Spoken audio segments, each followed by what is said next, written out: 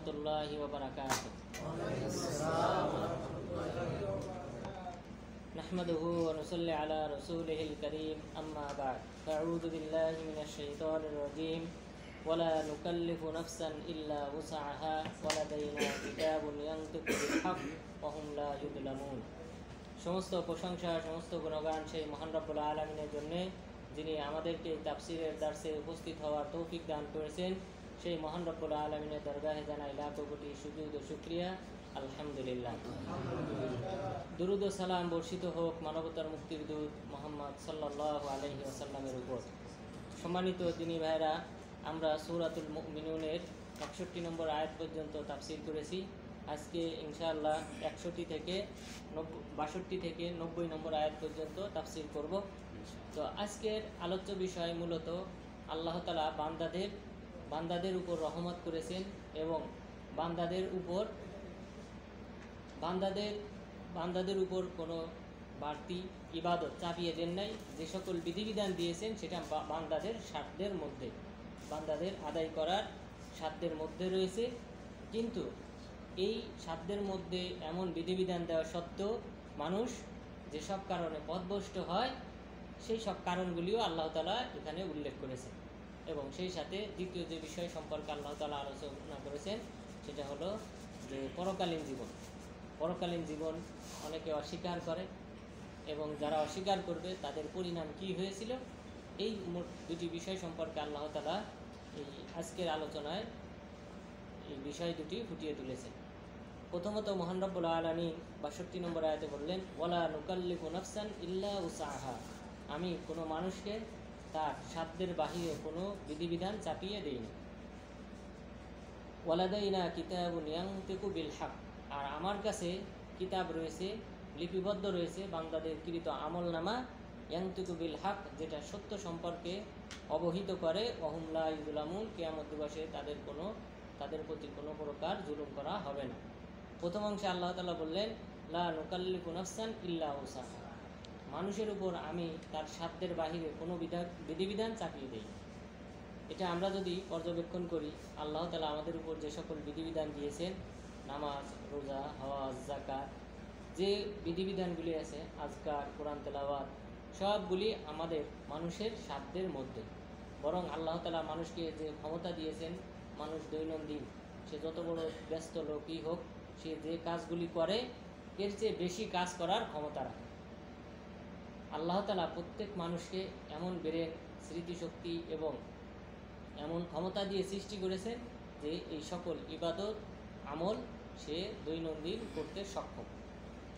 যদি কেউ কোনো অসুস্থতার কারণে, অন্য কোনো কারণে যদি সে অক্ষম হয়, আল্লাহ তাআলা বিধানকেও হালকা করে দিয়েছে। যদি কেউ সালাতের ব্যাপারে বলা হয়েছে, যদি কেউ দাঁড়িয়ে সালাত আদায় করতে না পারে, বসে আদায় করবে। বসে আদায় না করতে পারলে শুয়ে আদায় করবে। শুয়ে আদায় না করতে পারলে ইশারা দিয়ে আদায় করবে। তাহলে আর কি বাকি থাকে সহজ করার? ঠিক অনুরূপভাবে মৃত প্রাণী খাওয়া হারাম। যদি কেউ এমন কোনো প্রান্তরে সে নিমজ্জিত হয়, এমন কোনো স্থানে থাকে যেখানে মৃত প্রাণী ছাড়া তার খাবারের আর কোনো রাস্তা নেই, আর কোনো উপায় নেই, তখন তার জন্য কি বলা হয়েছে? ইল্লা মানি তুররা গায়রা বাগ, তবে তোমাদের মধ্যে কেউ যদি বাধ্য হয় মৃত প্রাণী খেতে, তাহলে সেজন্য খায়। তাহলে ইসলাম যে কোনো বিধিবিধান বলেন, বান্দার সাধ্যের সাথে সাথে আল্লাহ তাআলা বিধানও চেঞ্জ করে দিয়েছে। এক সাহাবী এসে বললেন, আল্লাহ রাসূল রমজান মাসে তিনি স্ত্রী সহবাস করেছেন। এখন কাফারার নিয়ম যেটা, যে তাকে 60 দিন লাগাতার রোজা রাখতে হবে। এরপর দ্বিতীয় কাফারা যদি এটা সক্ষম না হয়, তাহলে সে 60 জন মিসকিনকে খাওয়াবে। যদি এটাতে সক্ষম না হয়, একটি দাস আজাদ করবে। ওই সাহাবী বললেন, হে আল্লাহ রাসূল, আমি এই একদিনের জন্যই তো ধৈর্য ধারণ করতে পারি নাই, কিভাবে আমি 60 দিন ধৈর্য ধারণ করব? এরপর বললেন, তাহলে মিসকিনকে খাওয়াতে। বললেন, আল্লাহ রাসূল, আমি গরিব, আমার আর্থিক সামর্থ্য নেই যে 60 জন মিসকিনকে খাবার খাওয়াবো।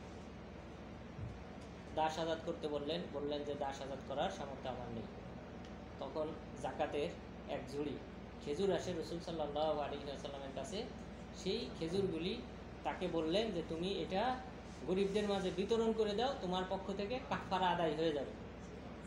ওই সাহাবী বললেন, হে আল্লাহ রাসূল, এই উপত্যকায় আমার চেয়ে গরিব কি কেউ আছে? রাসূল সাল্লাল্লাহু আলাইহি সাল্লাম হাসলেন এবং ওই সাহাবী এই খেজুরগুলা নিজের বাড়িতে নিয়ে গেলেন। তাহলে এটা হলো ইসলাম। তার যেহেতু এই তিনটার কোনোটা আদায় করার সামর্থ্য নেই, তার উপর এই তিনটার কোনোটাই আদায় করতে হবে না।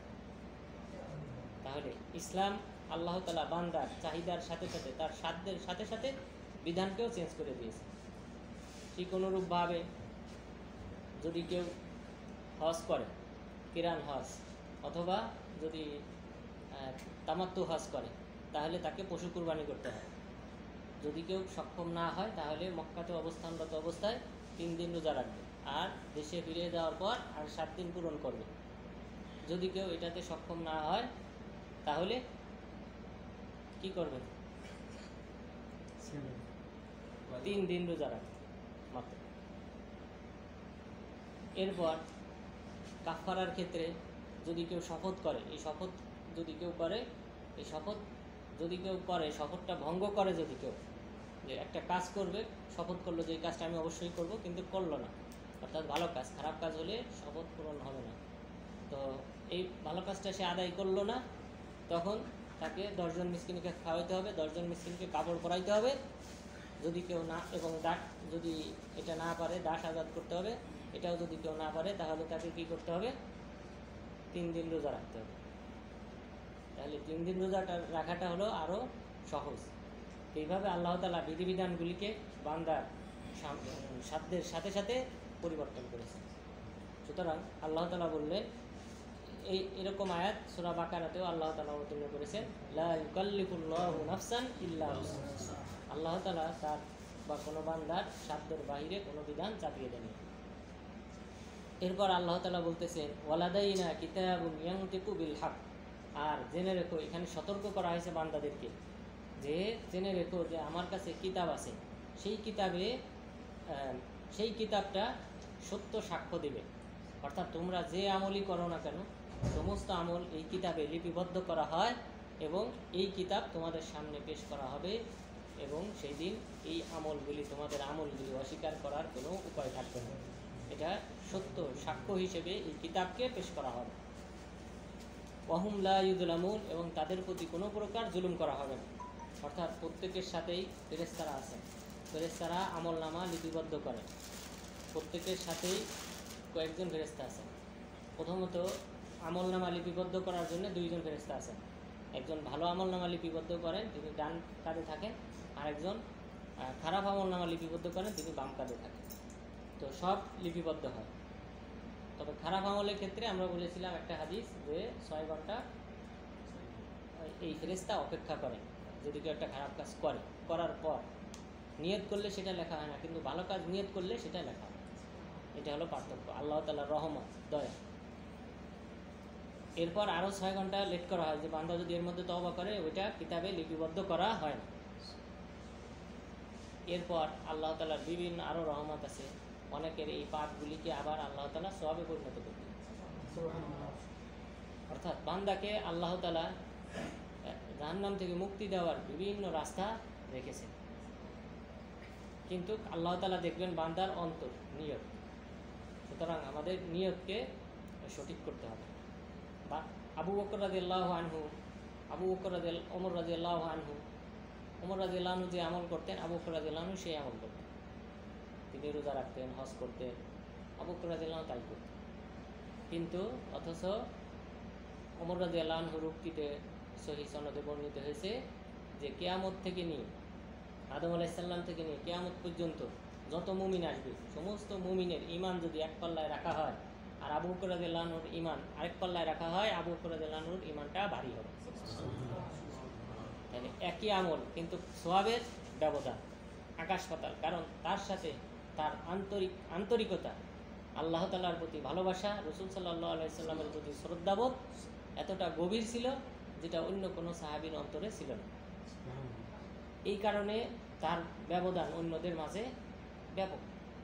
এই কারণে ওনার হাতে যখন বায়াত হয়, তখন কিন্তু কোনো ব্যক্তি ইখতিলাফ করেন না, সবার সম্মতিক্রমে আবু বকর রাদিয়াল্লাহু আনহুর হাতে বায়াত হয়েছে মুসলিম। কিন্তু পরবর্তী যার নামই বলেন তার ক্ষেত্রে কিন্তু ইখতিলাফ হয়েছে। ওমর রাদিয়াল্লাহু আনহুর ক্ষেত্রে জুবাইর রাদিয়াল্লাহু আনহু এবং তলহা রাদিয়াল্লাহু আনহু, জুবাইর রাদিয়াল্লাহু আনহু এসে বললেন আবু বকর রাদিয়াল্লাহু আনহুকে, আপনি আল্লাহ তাআলার কাছে কি জবাব দেবেন যে এমন কঠোর হৃদয়ের লোককে আমাদের উপর খলিফা বানিয়ে যাবেন? তখন আবু বকর রাদিয়াল্লাহু আনহু বললেন, আমি বলবো যে তাদের মধ্যে শ্রেষ্ঠ ব্যক্তির হাতেই আমি দায়িত্ব দিয়ে এসেছি। এখানে জুবাইর রাদিয়াল্লাহু আনহু প্রতিবাদ করেছে, কিন্তু আবু বকর রাদিয়াল্লাহু আনহুর ক্ষেত্রে ভিন্ন, তিনি তার ব্যাপারে সবাই একমত ছিলেন। সুতরাং এই আন্তরিক বিষয়টা এটা হলো মূল। তাহলে আল্লাহ তাআলা বান্দাদের সমস্ত আমলনামা লিপিবদ্ধ করে রাখবেন এবং কিয়ামত দিবসে কোনো ব্যক্তির প্রতি জুলুম করবেন না। বান্দাদের আমলনামা ওজন করা হবে, ওই বান্দাটাকে ওজন করা হবে এবং বান্দার আমলনামা যে কিতাবে লিপিবদ্ধ করা হয়েছে সেটা, এই তিনটা বিষয় কিন্তু কিয়ামত দিবসে ওজন করা হবে বান্দাকে। এরপর ওই বান্দা যে আমল করেছে সেই আমলকে আল্লাহ তাআলা একটা রূপ দান করবেন, বা যেভাবে হোক আল্লাহ তাআলা ওইটাকে ওজন করবেন। এরপর যে কিতাবে লিপিবদ্ধ করা হয়েছিল রেজিস্টার খাতা, সেই খাতাকেও আল্লাহ তাআলা ওজন করবেন। তাহলে ভালো আমল এবং এই ব্যক্তির ওজন এবং খাতার ওজন, তাহলে সবগুলি কিন্তু বান্দার ওজনে দাড়িপাল্লাকে আরও ভারী করবে। সুতরাং যে যত বেশি আমল করবে তার দাফতার খাতা তত বেশি হবে, তার দাড়িপাল্লায় ওজনটাও বেশি ভারী হবে। তা আল্লাহ তাআলা বললেন কিয়ামত দিবসে কোনো ব্যক্তি ভালো মন্দ যে আমলই করুক তাদের কোনো প্রকার জুলুম করা হবে না, তাকে তার প্রাপ্য বুঝিয়ে দেওয়া হবে। এরপর আল্লাহ তাআলা বলতেছেন যে মানুষ কেন গুমরাহ হয়, বাল কুলুবুহুম ফি গামরাতিম মিন হাদা, বরং মানুষের তাদের অন্তর হলো গাফিল মিন হাদা, ইহা থেকে। এই যে আমল করতে হবে, আমল করার মাধ্যমে জান্নাতের পথকে সুগম করতে হবে, এই বিষয়ে তারা হলো গাফিল। তাহলে গাফলা, অমনোযোগী হওয়া, এটা হলো প্রধান অন্যতম একটা কারণ যে আমরা অসচেতন। অসচেতনতা হলো একটা অন্যতম কারণ মানুষের ব্যর্থ হওয়া। এবং দুনিয়ার কাজেও যে ব্যক্তি গাফেল, অমনোযোগী, অসচেতন, সে সফল হবে না। ঠিক অনুরূপ পরকালীন আমলের ক্ষেত্রেও এটা অন্যতম একটা বাধা পরকালীন সফলতার ক্ষেত্রে। মহান রব্বুল আলামিন যখন আদম আলাইহিস সালাম সম্পর্কে বললেন, ওয়াইদ আখাযা রব্বুকা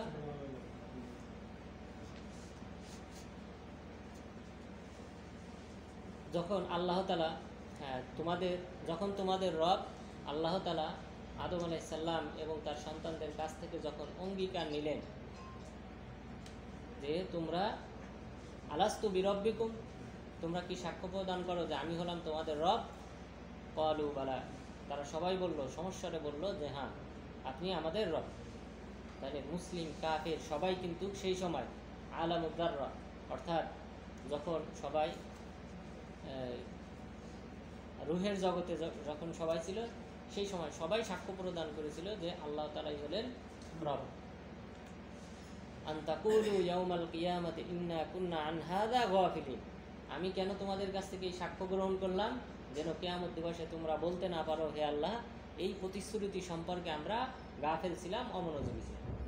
তাহলে গাফেল, অসচেতনতা হলো অন্যতম একটা পরকালীন জীবনে ব্যর্থতার অন্যতম একটা কারণ।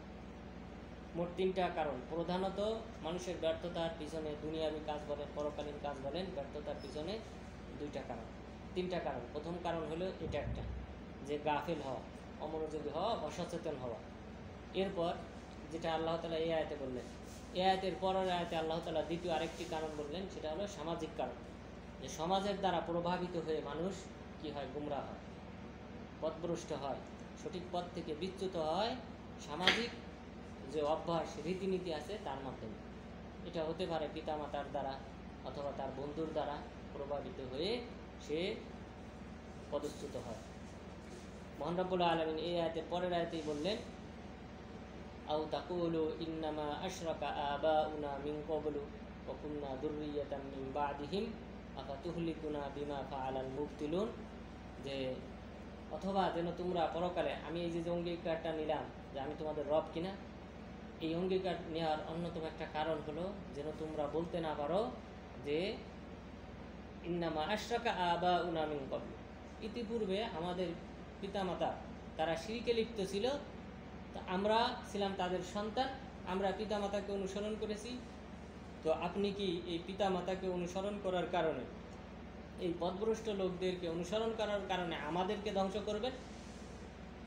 এই কথা যেন তোমরা কিয়ামত দিবসে বলতে না পারো, এই ওজোর আপত্তি যেন পেশ করতে না পারো, এই কারণে আমি এই আলামুল যাররা তথা রূহের জগতে তোমাদের সবার কাছ থেকে অঙ্গীকার নিলাম। তাহলে এখানে আল্লাহ তাআলা কারণ উল্লেখ করলেন যে মানুষ পিতামাতার দ্বারা, সমাজের দ্বারা প্রভাবিত হয়ে পথভ্রষ্ট হয়। এরপর হাদিসে উল্লেখ হয়েছে, রাসূল সাল্লাল্লাহু আলাইহি ওয়াসাল্লাম বলেছেন যে কুল্লু মাউলুদিন ইউলাদু আলা ফিতরা, প্রতিটা সন্তানকে ভূমিষ্ঠ করা হয়, জন্ম দেওয়া হয় ফিতরাতের উপর। ফিতরাত বলা হয় তাওহীদ ধর্ম, অর্থাৎ আল্লাহ তাআলা বান্দার অন্তরে যে এক আল্লাহর ইবাদত করতে হবে এটা বান্দার অন্তরে গেঁথে দেন। এর উপরই বান্দাদেরকে সৃষ্টি করেছে। আবাওয়াহু ইউহাউবিদানিহি আও নাসরানিহি আও ইমাজ্জিসানিহি, তার পিতামাতা তাকে ইহুদি বানায়, খ্রিস্টান বানায়, অথবা মূর্তির পূজারী বানায়। তাহলে এই হাদিস থেকেও স্পষ্ট যে মানুষের পথভ্রষ্ট হওয়ার পিছনে একটা কারণ হলো সমাজ ব্যবস্থা। সমাজে অর্থাৎ পিতামাতা, ভাই অথবা বন্ধু, এদের দ্বারা প্রভাবিত হয়ে মানুষ তার ধর্মকে পরিবর্তন করে ফেলে। এরপর তৃতীয় আরেকটা কারণ, সেটা হলো শয়তানের দ্বারা প্ররোচিত হয়ে শয়তান সর্বদা প্রচেষ্টা করে মানুষকে কিভাবে গুমরাহ করা যায়। মানুষের অন্তরে সে সর্বদা প্ররোচনা দেয়। এই বিষয়ে রাসূল সাল্লাল্লাহু আলাইহি ওয়াসাল্লাম বলেছেন, এটা হাদিসে কুদসি, সহিহ মুসলিমের হাদিস, ইন্নী খলাকতু ইবাদি হুনাফা, আমি আমার বান্দাদেরকে সৃষ্টি করেছি তাওহীদের ধর্মের উপর প্রতিষ্ঠিত করে। ফাআতাতহুমুশ শায়াতিন ফাজতালাতহুম আন দীনিহিম, এরপর তাদের কাছে শয়তান আসলো, শয়তান আসার পর তাদেরকে তাদের ধর্ম থেকে, তাওহীদ থেকে বিচ্যুত করলো। তাহলে শয়তান অন্যতম আরেকটা কারণ মানুষের পথভ্রষ্ট হওয়ার পিছনে। তাহলে এই আয়াতে আল্লাহ তাআলা প্রথম একটা কারণ উল্লেখ করেছেন যে সেটা হলো মানুষ গাফেল, অসচেতন। মানুষ যদি সচেতন হয় তাহলে মানুষ চিন্তা করবে যে আমার এই পার্থিব জীবনটা হলো ক্ষণিকের, মাল আউলাবিস্তুম ইল্লা কলিলা, যে পৃথিবীতে আমরা সামান্য কয়েকদিন, পরকালে যখন আল্লাহ তাআলা জিজ্ঞাসা করবেন জাহান্নামীদেরকে, তখন তারা বলবে একদিন অথবা একদিনের কিছু অংশে এতটুকু পরিমাণ জীবন পেয়েছিলাম আমরা পৃথিবীতে।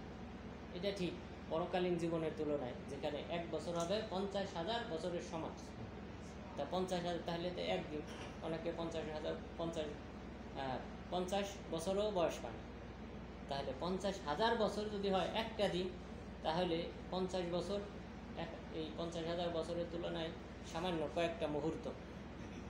এই কারণে এই কয়েক মুহূর্ত আমাদের চিন্তা করতে হবে যে জীবনটা, পরকালীন জীবনটা যেটা হবে অনন্তকাল। এখন যদি কোনো ব্যক্তি মারা যায়, চিন্তা করেন, তাহলে কবরের জীবনে তাকে অবস্থান করতে হবে বারজাকি জীবনে, যেটা লম্বা হবে দ্বিতীয় সিংহায় ফুৎকার দেওয়া পর্যন্ত। তাহলে এটা কত বছর কেউ জানি না, হাজার হাজার বছর হইতে পারে, লক্ষ লক্ষ বছর হইতে পারে, আমরা কেউ জানি না। কারণ হাদিসে যেটা বলা হয়েছে যে কিয়ামত নিকটবর্তী, এটা হলো আল্লাহ তাআলার ইলম, আল্লাহ তাআলার জ্ঞানে, যে আল্লাহ তাআলা ভালো জানেন যে তো আগে, কত আগে আল্লাহ তাআলা পৃথিবী সৃষ্টি করেছেন, আসমান জমিন সৃষ্টি করেছেন, এটা আল্লাহ তাআলার জ্ঞানে আছে। সেই অনুযায়ী কিয়ামত নিকটবর্তী, অর্থাৎ যে সময়টা অতিক্রম করেছে সেই তুলনায় কিয়ামতটা নিকটবর্তী। কিন্তু কত বছর থাকবে এটা আমরা কেউ জানি না। ইমাম সুয়ুতি বলেছিলেন যে সর্বোচ্চ 1000 থেকে 1500 বছর এই উম্মতের বয়স হবে, এর মধ্যে কিয়ামত। কিন্তু এসব কথা আসলে উদ্ভট, বিদাতি আলেমদের এটা হলো যে সংখ্যা নির্দিষ্ট করা, হিসাব করে বলা, এটা বিদাতিদের আলামত।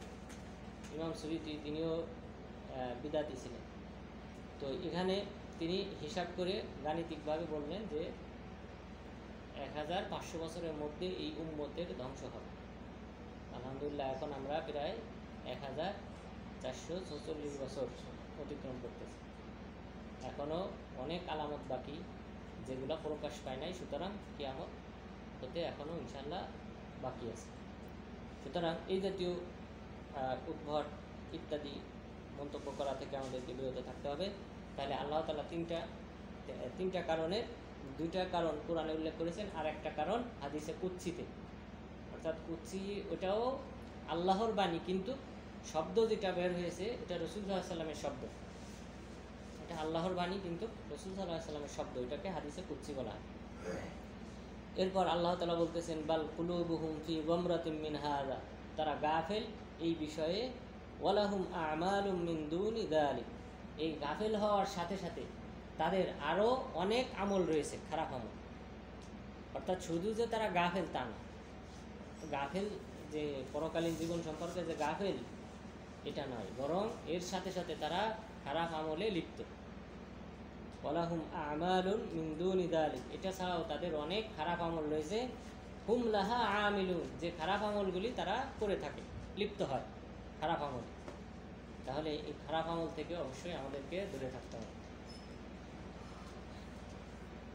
এরপর আল্লাহ তাআলা যে বান্দাদেরকে ধ্বংস করার পিছনে যে কারণ, তার মধ্যে কিভাবে তিনি ধ্বংস করেছিলেন সেই বিষয়টা উল্লেখ করেছেন। হাত্তা ইযা আখাযনা মুতরাফিহিম বিল আযাব ইযা হুম ইয়াজআরুন, আমি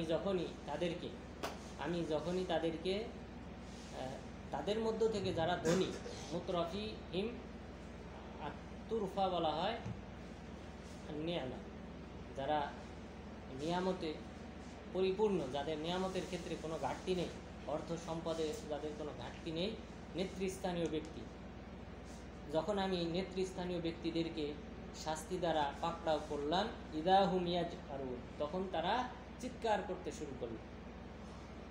যখনই, তাহলে এখানে আল্লাহ তাআলা কেন কোনো একটা সম্প্রদায়ের উপর শাস্তি দিলে কিন্তু পুরো সম্প্রদায়কেই ধ্বংস করতেন, শুধু মুমিনদেরকে বাদ দিয়ে। এখানে আল্লাহ তাআলা বললেন যারা ধনী, ধনাঢ্য ব্যক্তি, নেতৃস্থানীয় ব্যক্তি, তাদের কথা বললেন। কারণ আসলে একটা সমাজে সত্যটা প্রকাশ পাওয়ার অন্যতম বাধা হলো এই নেতৃস্থানীয় ব্যক্তিরা। এই কারণে ইসলামে জিহাদকে ফরজ করা হয়েছে, যেন এই সকল রাষ্ট্র ধ্বংস করা হয়, এই সকল বাচ্চাদেরকে ধ্বংস করা হয়, যার ফলে সাধারণ জনগণ যেন এই ইসলামে দীক্ষিত হতে পারে। এই কারণে আল্লাহ তাআলা এই জাতীয় যারা নেতৃস্থানীয় ব্যক্তি, এই সমাজ ব্যবস্থাকে ভাঙার জন্য আল্লাহ তাআলা জিহাদ ফরজ করেছেন। অর্থাৎ ইসলামের পতাকা, ইসলামের দাওয়াত, আহ্বান যেন সাধারণ মানুষের কাছে পৌঁছাইতে পারে, এর জন্য বাধা সাধারণত হয় নেতৃস্থানীয় ব্যক্তি, বাচ্চার পরে অন্যান্য অঞ্চলের যারা নেতা থাকে তারা এইভাবে। তো এখানে এই কারণে আল্লাহ তাআলা তাদের ভূমিকাটাই হলো বেশি, মানুষের ইসলাম থেকে দূরে থাকার পিছনে তাদের ভূমিকাটাই বেশি। এই কারণে আল্লাহ তাআলা বললেন যখন আমি তাদের মধ্যে ধনাঢ্য ব্যক্তিদেরকে, নেতৃস্থানীয় ব্যক্তিদেরকে শাস্তি দ্বারা পাকড়াও করি, তখনই তারা চিৎকার শুরু করে, লা তাজরাউল ইয়াউম ইন্নাকুম মিন্না লা তুনসারুন, তোমরা চিৎকার করো না, আজ তোমাদেরকে আমার বিরুদ্ধে কেউ সাহায্য করবে না। অর্থাৎ আমার বিরুদ্ধে সাহায্য করার কেউ নেই, তোমরা এই শাস্তির মধ্যে লিপ্ত থাকবে, এখান থেকে মুক্তি পাওয়ার কোনো উপায় নেই। এই সকল নেতৃস্থানীয় ব্যক্তিদের সম্পর্কে আল্লাহ তাআলা বেশ কয়েকটা আয়াত অবতীর্ণ করেছেন। সূরা আহজাবের 67 থেকে 68 নম্বর আয়াতে আল্লাহ তাআলা বললেন, ওয়াকালু রব্বানা ইন্না আতা'না সাদাতানা ওয়া কুবারা'ানা ফাআদাল্লুনা সাবিল, হে আল্লাহ, তারা বলল, অর্থাৎ তারা বলতে সাধারণ জনগণ, সাধারণ মানুষ যারা ছিল, তারা বলল, হে আমাদের রব, আতা'না সাদাতানা ওয়া কুবারা'ানা, আমরা আমাদের নেতৃস্থানীয় ব্যক্তি, আমাদের মধ্যে যারা মুরব্বী, আমরা তাদের অনুসরণ করেছিলাম, ফাআদাল্লুনা সাবিল, তারাই আমাদেরকে সত্য পথ থেকে বিচ্যুত করেছে, পথভ্রষ্ট করেছে। রব্বানা আতিহিম দি'ফাইনি মিনাল আযাব, হে আল্লাহ, সুতরাং তুমি তাদেরকে দ্বিগুণ শাস্তি প্রদান করো। কিয়ামত দিবসে সাধারণ জনগণ বলবে, ওয়ালাআনহুম লাআনান কাবীরা, এবং তুমি তাদের উপর অভিশাপ প্রদান করো। তাহলে এখানে অন্যতম একটা সমাজ ব্যবস্থা যে মানুষের পথভ্রষ্ট হওয়ার অন্যতম কারণ এই আয়াত থেকেও স্পষ্ট, যে সমাজের নেতৃস্থানীয় ব্যক্তিদের কারণে সাধারণ মানুষ তারা সত্যটা গ্রহণ করতে পারে না। এরপর আল্লাহ তাআলা এই সকল ব্যক্তিরা, নেতৃস্থানীয় ব্যক্তিরা যারা সত্য গ্রহণে বাধা, এদেরকে কি করবেন, এই সাধারণ জনগণের পাপ তাদের উপর চাপিয়ে দেবেন। মহান রব্বুল আলামিন সূরা নাহলের 25 নম্বর আয়াতে বললেন, লিয়াহমিলু আওজারহুম কামিলাতান ইয়াউমাল কিয়াম, যেন তারা, এই নেতৃস্থানীয় ব্যক্তিরা যেন তারা তাদের যে পাপ আছে সেই পাপের পরিপূর্ণ শাস্তি যেন তারা বহন করতে পারে। অমিন আউজারিল্লাযীনা ইউদিল্লুনাহুম বিগাইরি ইলমিন আলা সাআ মা ইয়াজিরুন, এবং তারা যে সকল ব্যক্তিদেরকে পথভ্রষ্ট করেছিল সেই সকল ব্যক্তিদেরও পাপ যেন তারা বহন করতে পারে কিয়ামত দিবসে। অর্থাৎ তাদের উপর এই সাধারণ মানুষের পাপটাও তাদের উপর চাপিয়ে দেওয়া হবে, এই সকল নেতৃস্থানীয় ব্যক্তিদের উপর। রাসূল সাল্লাল্লাহু আলাইহি ওয়াসাল্লাম যখন রোমের বাদশা হিরাক্লিয়াসের কাছে যখন চিঠি লিখলেন, তখন দাওয়াত দিলেন ইসলাম গ্রহণের পরে, ইসলাম গ্রহণ করতে বললেন। এরপর নিচে লিখলেন যে তুমি যদি আমার এই আহ্বানে সাড়া না দাও ফাইন্না আলাইকা ইসমুল আরিসিজিন, তাহলে জেনে রেখো নিশ্চয়ই তোমার উপর এই যে তোমার প্রজা যারা আছে তাদের সবার পাপ তোমার উপর বর্তাবে। ইসমুল আরিসিজিন, আরিসিজিন বলা হয় মানে রাখাল বা প্রজা, এখানে উদ্দেশ্য হলো প্রজা। তাহলে এই প্রজাদের সবার পাপ তোমার উপর বর্তাবে। তো হিরাক্লিয়াস তবুও সে যাচাই করেছিল যে তিনি সত্য নবী কিনা, কিন্তু সে বুঝতে পেরেছিল যে সত্য নবী, কিন্তু ইসলাম গ্রহণ করেন নাই এবং ইসলামের সাথে আজীবন সে বিরোধিতা করেছে। এবং ওমর রাদিয়াল্লাহু আনহুর খিলাফতকাল পর্যন্ত মুসলিমদের সাথে যুদ্ধ হয়েছে, তবে প্রতিটা যুদ্ধে মুসলিমদের বিজয় হয়েছে এবং সামদেশ থেকে তাদেরকে তাড়াতে সক্ষম হয়েছেন মুসলিমরা। তো তাহলে নেতৃস্থানীয় ব্যক্তিরা এরা হলো অন্যতম একটা, অর্থাৎ সমাজ ব্যবস্থা, এটা যদি সংক্ষেপে আমরা বলি সমাজ ব্যবস্থা, এটা হলো মানুষের পথভ্রষ্টতার অন্যতম একটা কারণ। এরপর মহান রব্বুল আলামিন বললেন, কদ কানাত আয়াতি তুতলা আলাইকুম, যে তোমরা এখন চিৎকার করো না, তোমাদের কোনো কাজে আসবে না, কারণ কদ কানাত আয়াতি তুতলা আলাইকুম, আমার আয়াতসমূহ তোমাদের কাছে পাঠ করা হতো। ফাকুনতুম আলা আকাবিকুম তানকিসুন, তখন তোমরা তোমাদের পশ্চাৎ প্রসারণ করতে, অর্থাৎ আমার আয়াতকে গ্রহণ না করে, আমার দেওয়া ওহির বিধানকে গ্রহণ না করে তোমরা মুখ ফিরিয়ে নিতে। এই কারণে আজ তোমাদের এই শাস্তি এসে যাওয়ার পর আর তোমাদের কোনো উপকার আসবে না। শুধুমাত্র ইউনুস আলাইহিস সালামের কওমকে আল্লাহ তাআলা শাস্তি আসার পর মাফ করেছিলেন, এছাড়া অন্য সমস্ত নবীর উম্মতদেরকে শাস্তি আসার পর আল্লাহ তাআলা ধ্বংস করেছিলেন। ইউনুস আলাইহিস সালাম তিনি যেহেতু আল্লাহর অনুমতি না নিয়ে বের হয়ে গেছিলেন, অর্থাৎ যখন দেখলেন যে আকাশ মেঘাচ্ছন্ন হয়ে গেছে, শাস্তি এখন শুরু হবে তাদের উপর, কিন্তু তবুও নবীদের নিয়ম হলো আল্লাহ তাআলা যখন বের হইতে বলবেন, এলাকা ছাড়তে বলবেন, তখন বের হবে। রাসূল সাল্লাল্লাহু আলাইহি ওয়াসাল্লাম মক্কা থেকে মদিনায় হিজরত তখন করেছিলেন যখন আল্লাহ তাআলা অনুমতি দিয়েছেন। অনুমতির আগে তিনি বের হন না। অন্যান্য সাহাবাদেরকে বের হতে বলেছেন যে তোমরা বের হয়ে যাও। কাউকে বর্তমান ইরিত্রিয়ায় পাঠিয়েছেন, এরপর মদিনাতে পাঠিয়েছেন, তারপর সর্বশেষ যখন আল্লাহ তাআলা অনুমতি দিয়েছেন তখন তিনি বের হয়েছেন। এটা হলো নবীদের ক্ষেত্রে নিয়ম। তো ইউনুস আলাইহিস সালাম এই অনুমতি আসার আগে শাস্তি দেখেই তিনি বের হয়ে গেছিলেন। এটা ছিল আর কি ওনার উপর আল্লাহ তাআলার পক্ষ থেকে একটা মুলাহাজা, কিন্তু এটা উম্মতের জন্য ভালো হয়েছে। যদি উনি থাকতেন, আল্লাহর অনুমতি নিয়ে বের হয়ে যেতেন, তাহলে শাস্তি দিয়ে এদেরকে ধ্বংস করা হতো। কিন্তু উনি না থাকার কারণে কওমের লোকজন নবীকে খুঁজলেন যে তিনি কোথায় আছেন, এবং তারা যতটুকু পারে ততটুকুই, যেভাবেই পারে তারা সেইভাবেই আল্লাহ তাআলার কাছে কাকুতি মিনতি করেছে যে এখন যদি আমরা নবীকে পেতাম ঈমান আনতাম। এই কারণে আল্লাহ তাআলা শাস্তিটা উঠিয়ে নেন। এই শুধুমাত্র শাস্তি আসার পর শুধুমাত্র ইউনুস আলাইহিস সালামের কওম থেকে আল্লাহ তাআলা শাস্তিটা তুলে নিয়েছেন। এরপর আল্লাহ তাআলা বললেন, মুস্তাকবিরিনা বিহি সামিরান তাহজুরুন, এই যে নেতৃস্থানীয় ব্যক্তিরা তারা, তাদের অপরাধ কি? মুস্তাকবিরিনা বিহি, তারা এই কোরআনের আয়াত থেকে বিমুখ হতো অহংকার বশত। সামিরান তাহজুরুন, রাতের আধারে শোলা পরামর্শ করতে এই কোরআনের বিরুদ্ধে এবং কোরআনকে পরিহার করতে। আল্লাহ তাআলার যে বিধান, ওহির বিধান, সেই বিধানটাকে তোমরা অহংকার বশত পরিহার করতে এবং সেই সাথে রাতের আধারে এই কোরআন নিয়ে তোমরা সমালোচনা করতে। সামিরান শব্দ বলা হয় চাঁদনী রাতের যে ছায়া পড়ে, অর্থাৎ কালো হালকা ছায়া জাতীয়, এটাকে বলা হয়।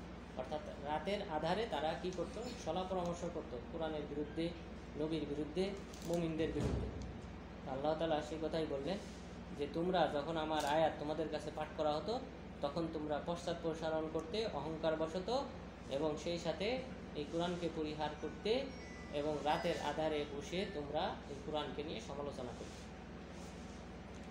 আফালাম ইয়াদাব্বারুল কওলা আম জাআহুম মা লাম ইয়াতি আবাআহুমুল আউয়ালিন। আফালাম ইয়াদাব্বারুল কওল, তারা কেন গবেষণা করলো না এই কওল নিয়ে, এই বাণী নিয়ে, এই কোরআন নিয়ে, আল্লাহর কালাম নিয়ে কেন তারা গবেষণা করলো না? নাকি আম জাআহুম মা লাম ইয়াতি আবাআহুমুল আউয়ালিন, নাকি তাদের কাছে এমন বাণী এসেছে যে বাণী তাদের পূর্বপুরুষের কাছে আসেনি? অর্থাৎ তাদের পূর্বপুরুষের কাছেও তো ওহির বাণী আসতো। অর্থাৎ এমন তো না যে এই কোরআনটা নতুন অবতীর্ণ হয়েছে, কারণ তারা তো আসমানি কিতাবে বিশ্বাসী ছিল। মক্কার কুরাইশরা তারা আসমানি কিতাবে বিশ্বাসী ছিল। ইব্রাহিম আলাইহিস সালামের ধর্ম তারা জানতো, ইসমাইল আলাইহিস সালামের ধর্ম সম্পর্কে তাদের জ্ঞান ছিল। কারণ তারা মূলত এই ইসমাইল আলাইহিস সালামের এই জমজম কূপ, এই ইতিহাস তাদের সব জানা ছিল, কিন্তু তবুও তারা পরিবর্তন করে ফেলেছিল। আল্লাহ তাআলা সে কথাই স্মরণ করিয়ে দিলেন, কোরআনকে নিয়ে কেন তারা গবেষণা করে না, অনুধাবন করে না? এই কোরআন তো নতুন না, তাদের কাছে তো এরকম ওহী ইতিপূর্বেও এসেছিল তাদের পূর্বপুরুষের কাছে, যেমন ইব্রাহিম আলাইহিস সালাম, ইসমাইল আলাইহিস সালামের কাছে এসেছিল। কোরআনই একমাত্র